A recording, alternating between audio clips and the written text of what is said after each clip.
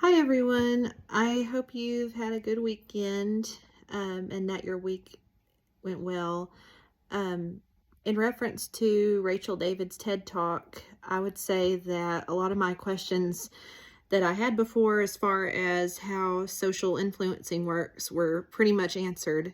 Um, I've always wondered how these young influencers gain such a following and how they profit off of it, which I know that must be really hard to do starting out, because you have to gain followers and you have to um, gain a following by having word spread, that this is what you're putting out there.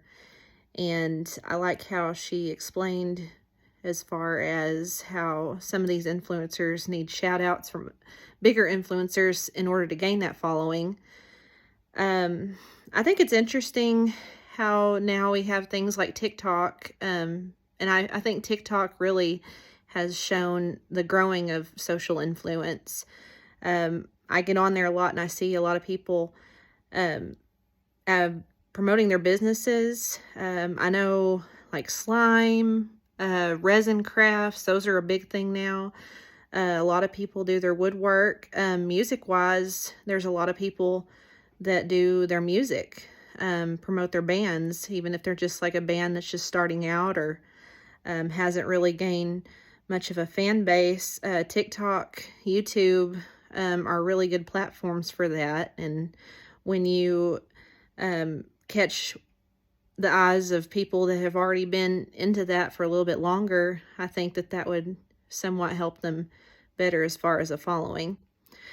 I would say that the social influence, I'm trying to think of what I want to say. I would say as far as social influencing goes, it is more targeted toward a younger base, because I think as far as older age groups, like, elders, like boomers or Generation X, they probably still look more to TV um, and to paper advertisement.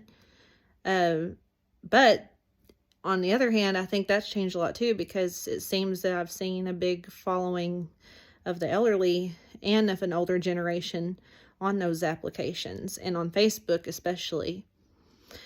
And it's interesting how Facebook also has an influence in what we purchase and what we follow, because most of the time there's an algorithm to that.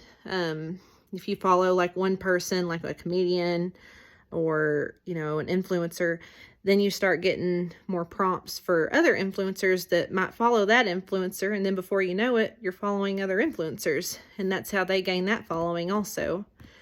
So it's interesting how all that works. And I think that Rachel David did a good job in explaining all of that. So